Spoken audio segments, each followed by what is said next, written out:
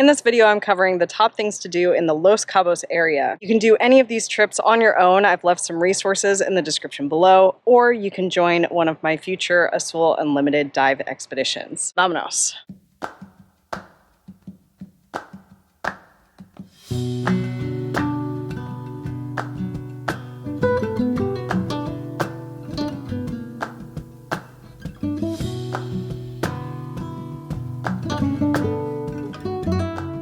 Today's the day.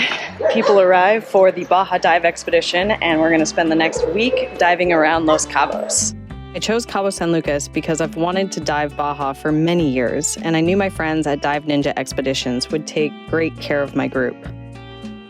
iTour and I have known the owner, Jay Clue, for many years, and now that iTour is the shop manager, it was an easy decision to book everything through them. Everyone has arrived. Well, we're missing one. One person got sick before their flight, so they're not making it. But everyone who can be here is here, and that's pretty freaking cool. I still think it's really weird that people are here to dive with me. It's so cool. I don't even have words for it. I'm just really excited to get in the water. Abby doesn't care. She's already asleep. It's gonna be a good week. We started out the whole expedition with local diving in the Cabo San Lucas marina. 5 minutes from the main harbor is an aquarium of all types of different creatures. The first time I hopped in the water here, I was astounded by the volume of wildlife, especially because this area is overrun by boats. It's probably the loudest marine park I've ever visited, but the fact that it's so close to shore makes it a super chill dive day.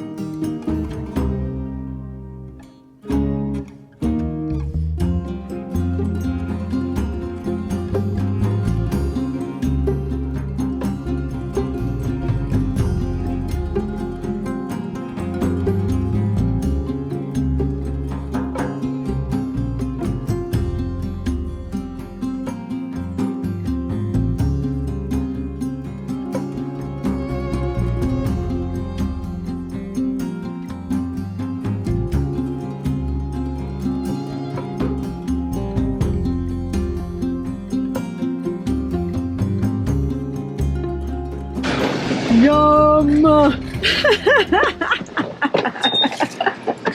There are pros and cons to basing your vacation out of Cabo San Lucas. It's a big city and a popular cruise ship harbor, so there are loads of people and noise. I find that as long as I stay away from the beat-bumping downtown area, it's not so bad, even while traveling in a van. But then again, I've done a lot of urban camping in my almost 2 years of van dwelling, so I might not be the best source for information. That being said, the great thing about being in a city is there's something for everyone. There are tons of different restaurants and bars, plus if you need something like, say, Dramamine for boat trips, it's easy to get your hands on it. What? What? Where did you get that? From Spain. From Spain. Oh my gosh. Oh man.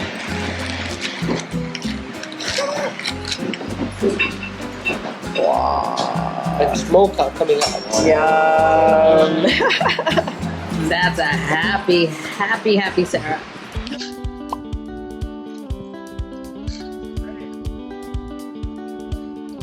La Paz is known for its friendly sea lion colony and whale shark tours.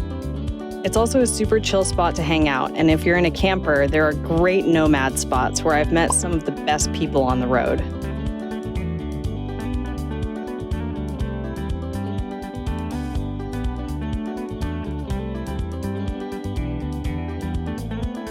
This, by far, is the most playful colony of sea lions I've ever encountered.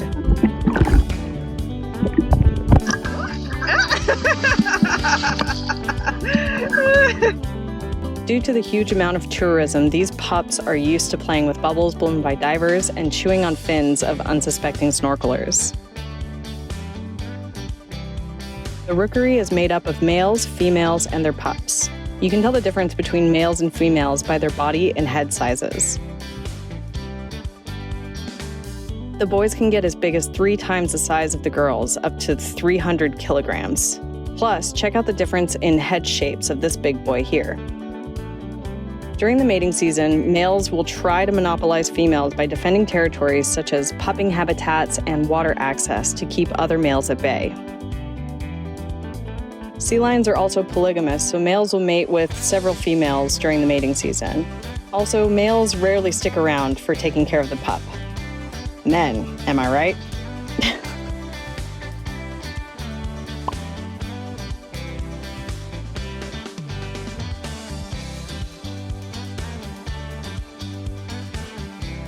Sea lions have an interesting method for thermoregulation. By sticking their fins out of the water, the sun heats up their appendages, and that warmth gets circulated through their body. They remind me of Abby laying belly up in the sun, loving life.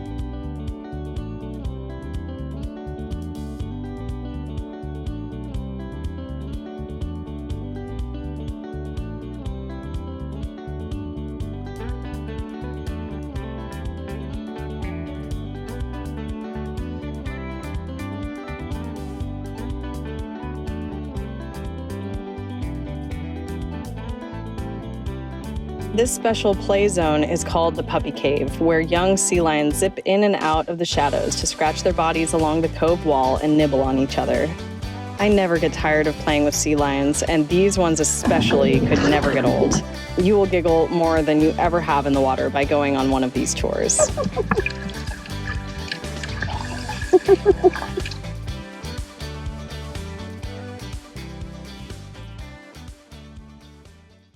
Next up, whale sharks. The whale shark area is really close to the city center, and there's actually a beautiful camping spot nearby.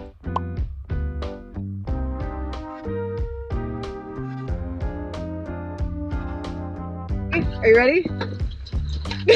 Oh my God. I was unsure about doing a whale shark tour because my experience with this type of snorkel tour in Isla Mujeres was absolutely awful. I love that there's not 15 boats out here. I'm very happy to report that La Paz is doing it right. There are strict regulations for how many boats can be in the area, and each boat has their designated time slot. Boat speed is significantly reduced to avoid accidents with these giant fish, and there can only be 1 boat per whale shark. Visibility in this area is generally not super great, but because of the regulations, it's usually possible to get close to the whale sharks to see them in all their glory, especially if they stop and eat plankton for a while.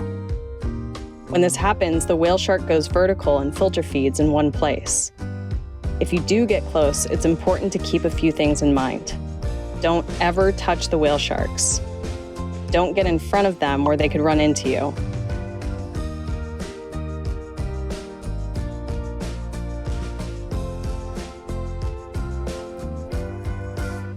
Watch out for your surroundings because there may be more than one nearby. We got lucky with the last one. Our guide called the conditions whale shark soup. There's so many out here. At one point, we had 16 individual whale sharks around the boat, most of them feeding because of the high plankton content in the water.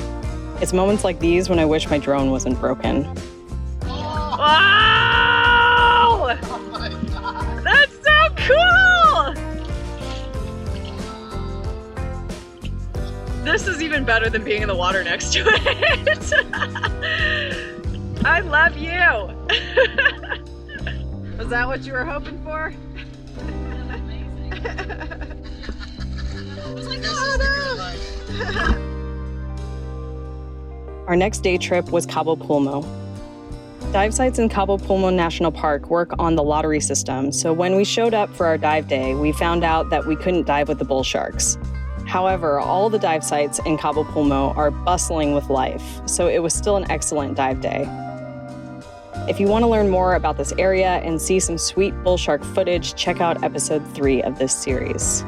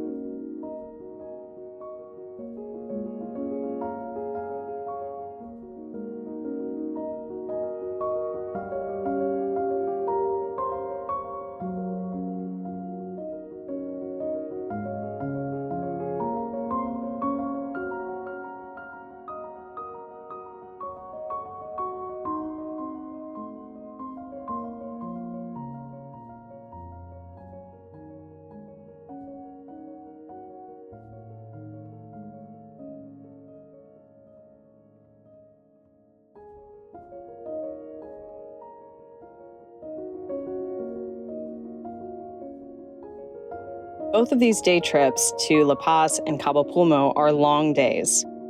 You start early in the morning and get back in the late afternoon or evening, depending on traffic. If you're doing this on your own, it's easiest to book everything through a dive operator like Dive Ninjas. You can book the transportation and tour separately to save a little money, but it'll take more time on your end to make sure you get there on time and that everything is in order for the day. Ooh, wow. Now you need to do the hand in front of it, like Vanna White, you know? Like, oh. This all could be yours. So sweet.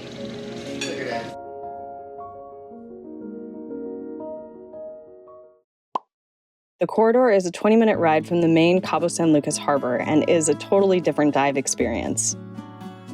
Here you'll find a sloping, bouldery bottom with healthy corals and a lot less boat traffic.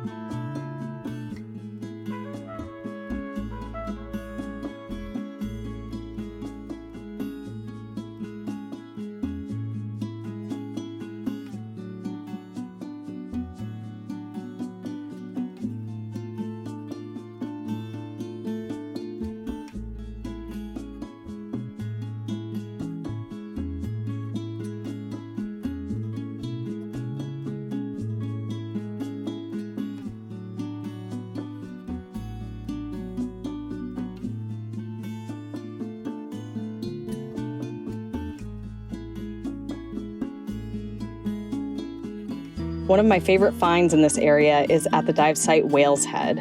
In the sand, you can get lucky and see eagle rays, but on this particular dive day, we got to see the cutest little bullseye electric ray. Besides its distinctive circular marking, its hopping movement will help you spot it from far away. As indicated in the name, this ray can give out an electric shock, but it's not powerful enough to be considered dangerous to humans. Regardless, keep your hands away from this cute little thing.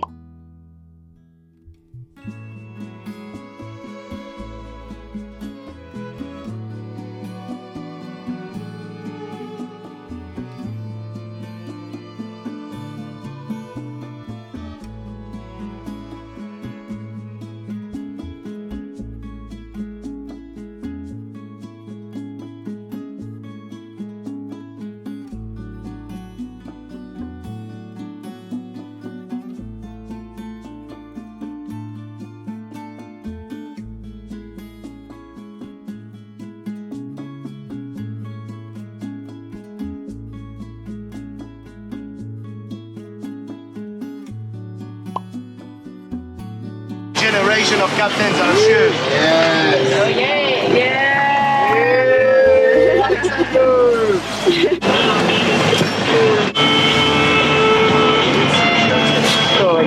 So cute. This is how we do it at Ninja. Yeah. I'm usually not the first person to sign up for night dives. They tend to amp me up, and then I can't sleep very well after. And this dive was no different. You're gonna switch your left on, okay? Just before you jump, we're gonna jump one by one. Every single time around us, okay? You can come, keep it on the whole dive, okay? As soon as we're gonna start to go down, guys, I'm gonna ask you if you're okay, just like that.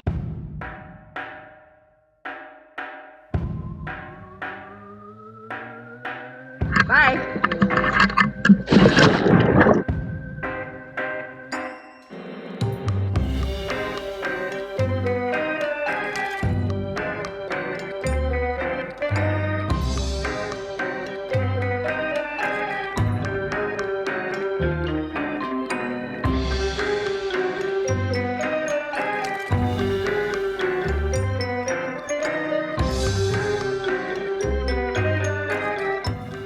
You can't see it very well here, but this is a baby frogfish, and we were freaking out about it. Their excellent camouflage usually makes them hard to find, but our dive guide Fabian honed in on this one as it was moving about the rock in the north wall area of the marine park. Frogfish use their pectoral and pelvic fins to walk. They rarely swim, but when they do, they can use their caudal fin or jet propulsion to get around. The jet propulsion method is interesting because they gulp water and force it through their gill openings, pushing them forward. I think most people haven't seen frogfish jetting around, so I just wanted to throw in some footage from Komodo to show how ridiculous it looks. It's awesome.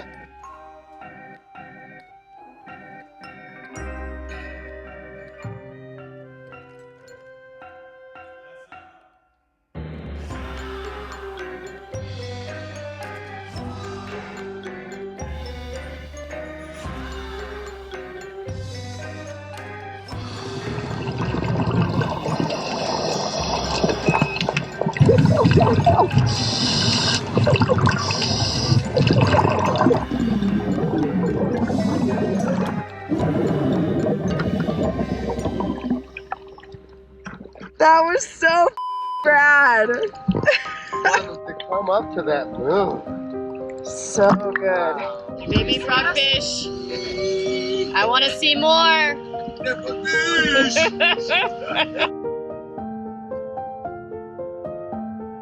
The last day of any dive trip is usually spent dry, so you can off-gas and safely take the plane home. That's why I booked whale watching as our last adventure for the trip. The humpback whales visit the Cabo San Lucas area between December and March and can be seen on dedicated whale watching tours or even on your surface interval between dives. If you're going to sign up for a tour, get on the earliest one you can. The later in the day you go, the more boats will be out on the water, and it can kind of be a mess.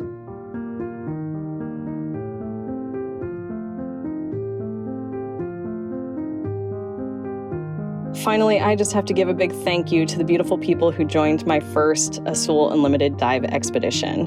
I'm happy to answer questions about any of these activities in the comments below, or if you want to join me on a future trip, sign up for my email list or Patreon to get first dibs on spots.